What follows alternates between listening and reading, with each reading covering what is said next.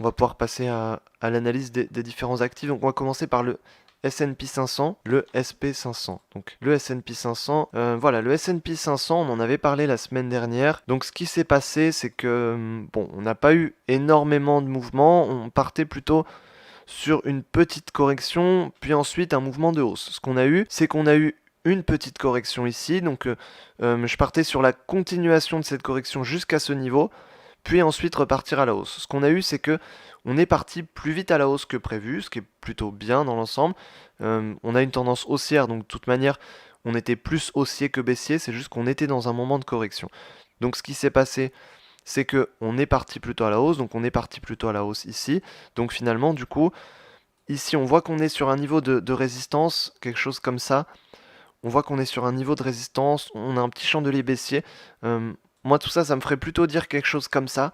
C'est-à-dire que on pourrait avoir une petite stagnation et ensuite repartir à la hausse. Même si on est plutôt haussier quand même sur le long terme et sur le moyen terme. De toute manière, on est plutôt haussier. Donc, on pourrait créer un range de ce type où on a les 3160 ici, avec les 3000 ici, et on pourrait stagner un petit peu dans ce range finalement, sur quelque chose comme ça. On était plutôt haussier, de toute manière, depuis fin mars, on est plutôt haussier, on a plutôt un mouvement haussier.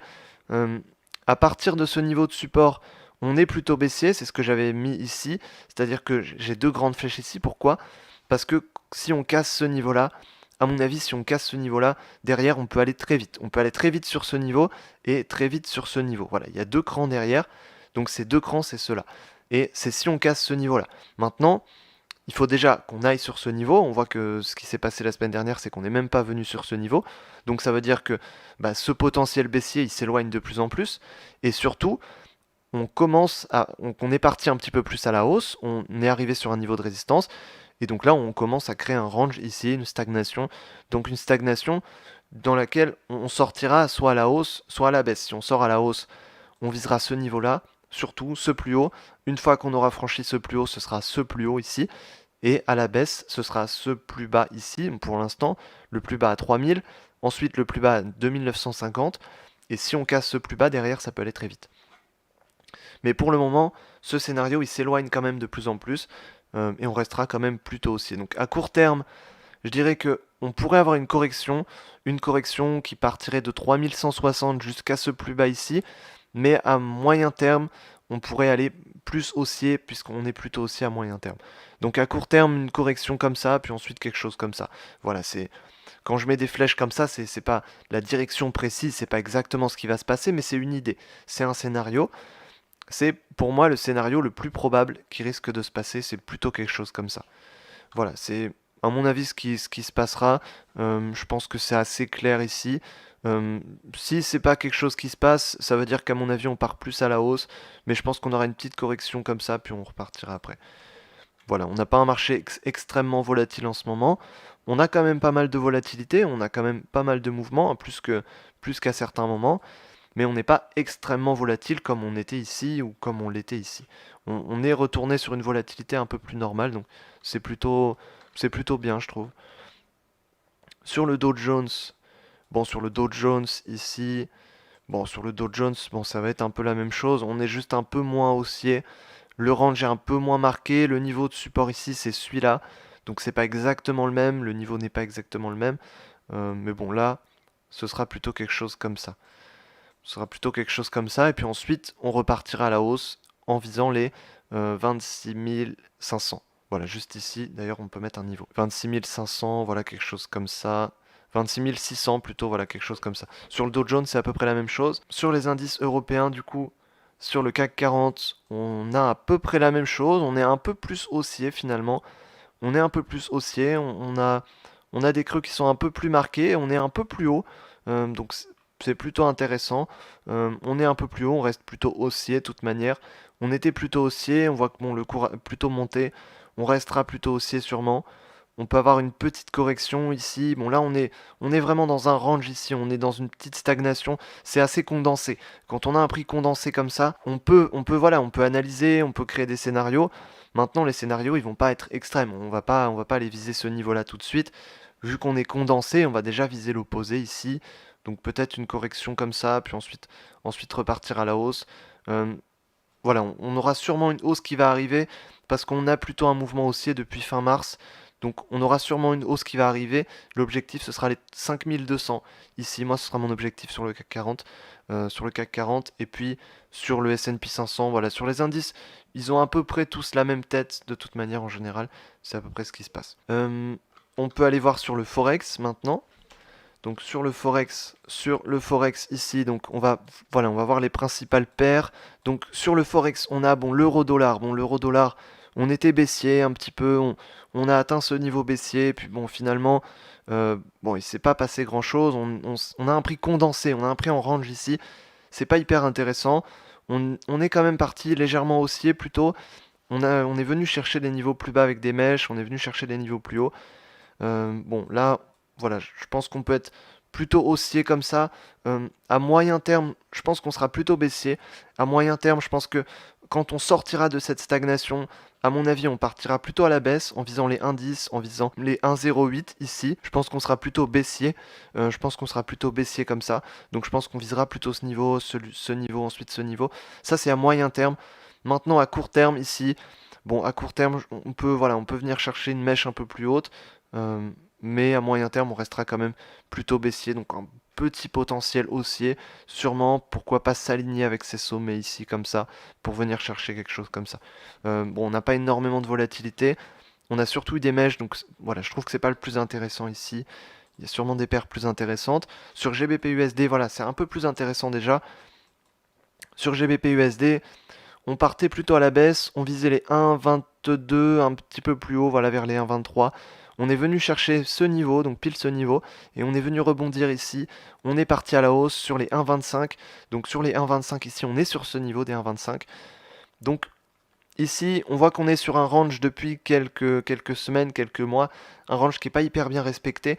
On est venu sortir quand même, on est sorti par le bas, on est sorti par le haut. Bon, c'est sûr que c'est pas hyper bien dessiné, moi je trouve que c'est pas hyper bien dessiné en tout cas. En tout cas, ce qui se passe, c'est qu'on est sur un niveau de résistance, c'est un niveau sur lequel on était déjà venu, c'est ce niveau. Voilà, la mèche est venue chercher ce niveau, les 1,255, donc c'est pas n'importe quel niveau, c'est le niveau qu'on avait atteint ici, c'est le niveau sur lequel on a rebondi ici, on a marqué une mèche dessus ici, donc c'est un niveau quand même qui correspond à quelque chose. On pourrait venir chercher ce niveau un peu plus haut, mais sur cette bougie, ça indique quand même une baisse qui peut venir. Donc je pense qu'on restera plutôt stagnant entre ces deux niveaux, en visant un peu plus à la hausse, ici quelque chose comme ça, en visant quelque chose un petit peu plus à la hausse, pourquoi pas venir retester ce niveau, et ensuite pourquoi pas venir chercher quelque chose comme ça. Je pense qu'on serait plutôt comme ça, sur cette paire ici, plutôt sur quelque chose un peu comme ça. Bon, c'est un peu détaillé comme scénario, mais je pense qu'on serait plutôt sur quelque chose un peu comme ça. On aurait un rebond qui peut venir pas forcément jusqu'ici, mais peut-être plutôt jusque quelque chose comme ça. Voilà. Ce serait mon scénario sur GBP USD, ce serait plutôt quelque chose comme ça. Sur USD Yen, dollar américain face au yen japonais. Bon, alors là, du coup, on est parti tout droit. Plutôt intéressant. On est parti tout droit. On a une bougie baissière. On est arrivé sur un niveau de résistance. Tout ça, c'est important, c'est intéressant. On a une bougie baissière d'avalement de la dernière bougie. Donc ça, c'est intéressant aussi. Et on a des petites bougies de stagnation. Qu'est-ce que ça indique? Ça indique plutôt, cette hausse-là indique plutôt une hausse. Maintenant, le fait qu'on rebondisse sur ce niveau, ça indique plutôt une baisse. Donc cette bougie d'avalement indique plutôt une baisse. Mais cette hausse était quand même assez forte, indique plutôt une hausse. Suite à ça, on a des bougies de stagnation. Donc on n'est pas parti directement à la baisse, on n'a pas continué la baisse derrière. Mais voilà, on a stagné un petit peu. Donc ça veut dire qu'on a hésité finalement. On a hésité. On s'est dit, ah, est-ce qu'on part à la baisse? Est-ce qu'on part à la hausse? Euh, on voit qu'on est dans un range. Ce range est plutôt bien marqué entre les 108 et les 106,8. Voilà, les 107 à peu près. Bon, les plus bas est à 106 ici. Donc on est dans un range de toute manière. Donc logiquement, on viserait plutôt un niveau comme ça. Mais le fait qu'on ait une stagnation ici, c'est sûr que ça ne nous pousse pas à viser un plus bas. Donc voilà, c'est à voir. En tout cas, fondamentalement, en plus de ça, bon, on serait plutôt haussier, je pense, à partir de là. On serait plutôt haussier. Le fait qu'on ait eu cette stagnation, c'est quand même plutôt intéressant aussi. Ça peut plutôt nous pousser à la hausse. Donc, je dirais qu'on serait plutôt légèrement baissier comme ça. On va revoir la baisse un petit peu plus à la hausse finalement. Je pense que c'est ce qui peut se passer. Je resterai plutôt légèrement baissier sur un range. De toute façon, si on baisse ensuite, on retournera plutôt à la hausse ici, mais on restera quand même dans ce range à mon avis. On a quand même un beau signe baissier qui peut se passer, donc potentiellement pourquoi pas revenir à la hausse un petit peu, pourquoi pas revenir rechercher le niveau des 108 pour ensuite baisser et partir sur les 107,5, pourquoi pas, les 107,5 ici où on est actuellement. Ensuite sur l'USD CAD, donc dollar américain face au dollar canadien. Bon là c'est un peu plus clair, là c'est un peu plus clair à mon avis. On a une direction qui est plus marquée, donc c'est plutôt intéressant. Suivant les paires, parfois on a des directions qui sont plus marquées que d'autres. Parfois on est un peu plus dans l'hésitation, plus dans la stagnation que d'autres fois. En tout cas ici, je pense qu'on a une direction qui est beaucoup plus marquée. Cette direction, voilà, c'est plutôt une direction comme ça. On voit qu'on avait un niveau de résistance important. On a une droite de tendance ici sur un alignement, sur un bon alignement ici. On a rebondi dessus, on a une bougie baissière suite à ça, on a voilà, une petite correction légèrement, on repart à la baisse derrière, donc c'est plutôt une baisse. Ça indique plutôt une baisse, donc ça c'est plutôt intéressant. On a les 1,35 qui est un niveau, qui est un niveau important ici, 1,35 ici, donc qui est un niveau important. Donc là ce sera l'objectif de viser ce niveau-là, viser ce niveau des 1,35. On a une direction qui est beaucoup plus marquée, qui est beaucoup plus claire et beaucoup plus simple sur l'USD CAD, je trouve, pour cette semaine. Donc ça me paraît une paire plus intéressante à voir pour cette semaine. Sur AUD-USD, AUD-USD, donc on est quand même plus haussier aussi. AUD-USD, on était haussier en partant de ce niveau-là, donc des 0,685. Ici, on était haussier, on visait ce niveau, 0,695 ici, pour le niveau précis. On visait ce niveau-là, on partait à la hausse. On partait à la hausse sur ce niveau.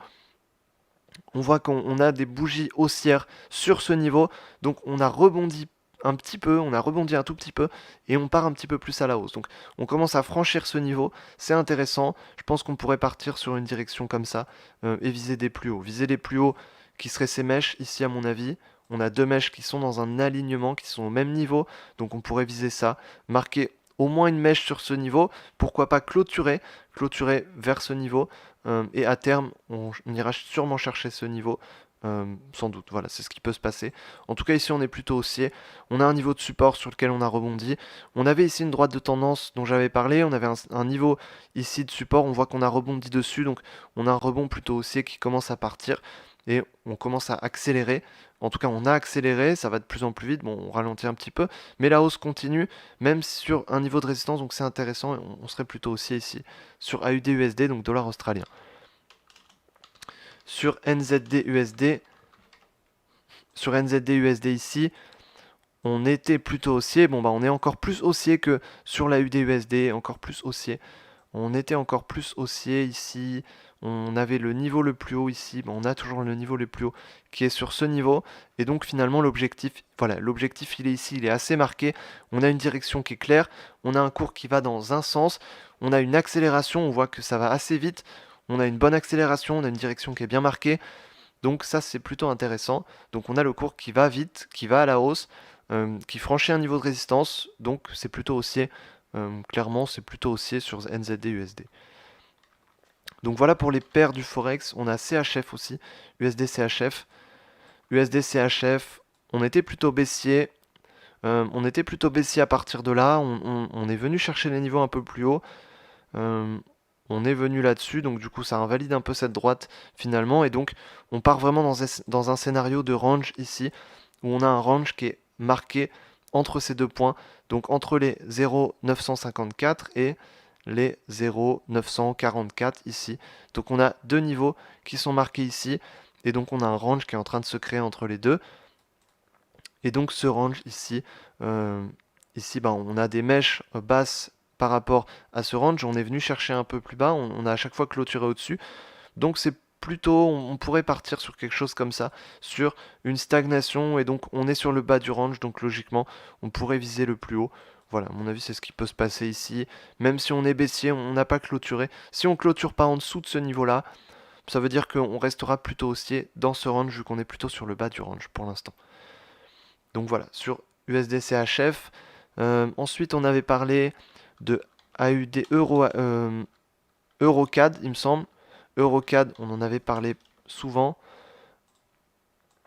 Eurocad, bon, Eurocad, on était parti sur une hausse, donc sur une continuation de cette hausse. On est venu chercher ce niveau avec une mèche, donc on est venu chercher ce niveau avec une mèche, et ensuite on a clôturé en dessous, donc on est venu, ça veut dire qu'une mèche, on est venu jusqu'ici, puis ensuite on est redescendu, euh, et donc à partir de là, voilà, ça nous marque dans un range, et donc ça nous marque dans un range, donc quelque chose comme ça, et donc on est vraiment dans un grand range sur Eurocad, donc on pourrait partir sur quelque chose comme ça. Et sur Euro AUD, on était sur quelque chose comme ça à ce moment-là, et donc on était baissier sur cette cassure, on a eu la cassure, on était baissier. Suite à ça, du coup, qu'est-ce qui s'est passé? Qu'est-ce qui s'est passé? Bon, on avait un range qui n'était pas très intéressant ici. On a une cassure de range à la baisse, donc ça c'est plutôt intéressant. Donc voilà, on pourrait viser quelque chose comme ça, retourner sur ce niveau-là peut-être, sur quelque chose comme ça, sur Euro AUD. Donc là c'est sur Euro AUD. Je pense qu'on a fait le tour des principales paires du Forex. Sur le pétrole, sur US Oil, donc US Oil, on est sur dollar américain euh, face au pétrole du coup, donc ouais, US Oil c'est ça. Donc WTI. Ici, on avait atteint les zéros, du coup, on avait atteint les zéros, on a une tendance haussière. Suite à ça, on a une hausse qui continue. On avait le niveau des 38 qui a fait office de niveau de support. Sur ce niveau des 38, on a rebondi. On a atteint le niveau des 40 ici. 40, on peut viser même les 42. Donc ici, on part, voilà, on est haussier sur le pétrole. On est plutôt haussier sur le pétrole. On est haussier légèrement, on n'a pas d'accélération, on n'a pas de cours qui va vite, mais on est haussier petit à petit, en marquant petit à petit des creux qui sont de plus en plus hauts.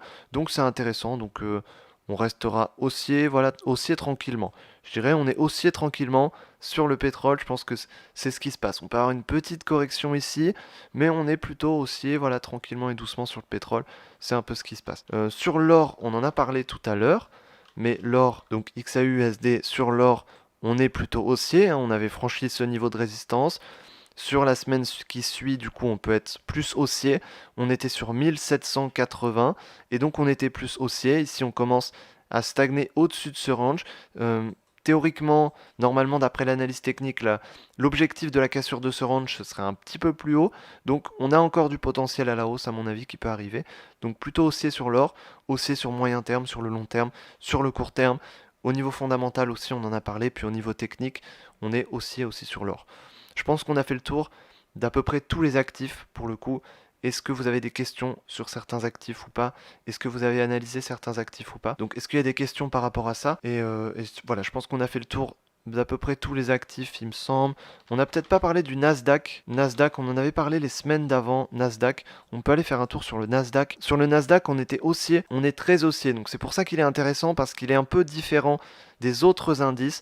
Là où les autres indices sont haussiers, mais où à court terme et à moyen terme, on est plutôt baissier, plutôt légèrement baissier. On est un peu plus dans une stagnation sur les autres actifs, sur les autres indices que sur le Nasdaq, là où le Nasdaq est beaucoup plus haussier.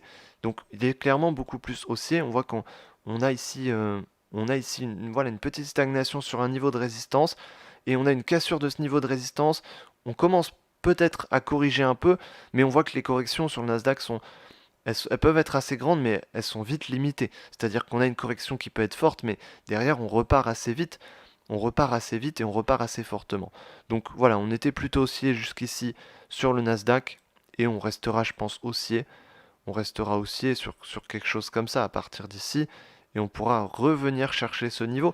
D'ailleurs, on a atteint un niveau historique sur le Nasdaq. Ce cours-là, c'est un cours historique, donc c'est plutôt important. C'est pas une bougie haussière non plus, mais on est quand même sur un niveau historique. Donc on voit clairement la différence de corrélation entre le Nasdaq et les autres indices qui a été encore plus accentuée durant cette crise, durant le crash dernier qu'on a eu sur les marchés actions, où on voit clairement que le Nasdaq, on voit le crash ici, et ensuite, en quelques semaines, c'était bouclé. En quelques semaines, on était sur l'ancien niveau. Sur le S&P 500, c'est pas du tout ce qui s'est passé. Sur le S&P 500, c'est pas du tout ce qui s'est passé. Le plus haut, il est ici, et on n'a pas encore atteint le plus haut. Et encore, le S&P 500, c'est un indice américain, il s'en sort pas trop mal. Sur le CAC 40, on n'est clairement pas à ce niveau. On est beaucoup plus bas ici. Sur le DAX 30, on est aussi beaucoup plus bas ici. On est aussi beaucoup plus bas sur le DAX 30. Voilà, on est ici alors que le plus haut était ici. Donc les indices sont plutôt haussiers et de tous les indices, le plus haussier, c'est le Nasdaq. Donc en tout cas, on a fait le tour de la plupart des paires au niveau de l'analyse. Pour aujourd'hui, c'est la direction voilà, que ça peut, de ce que ça peut donner durant la semaine qui suit. Donc tout ça, c'est intéressant. C'est ce qu'on utilise après pour trader. C'est la base des scénarios qu'on va utiliser ensuite pour trader. Si vous voulez justement avoir plus d'aide pour trader, puisque là on a fait une analyse, mais ce qui est intéressant c'est aussi derrière de pouvoir trader, hein. C'est pas uniquement avec une analyse que vous allez gagner, mais c'est aussi en tradant, c'est en ayant les bonnes méthodes, en sachant quoi faire. Donc si vous voulez aller plus loin par rapport à ça, je vous invite à réserver un rendez-vous, donc il y a le lien juste en dessous dans la description, et vous pouvez réserver un rendez-vous avec moi, donc un appel où je pourrais vous aider de manière plus personnalisée, et on pourra voir quelque chose qui est plus adapté à vos besoins, donc de quoi vous avez besoin réellement pour réussir et pour gagner. Donc on pourra parler de tout ça de manière personnalisée, donc il y a le lien juste en dessous dans la description.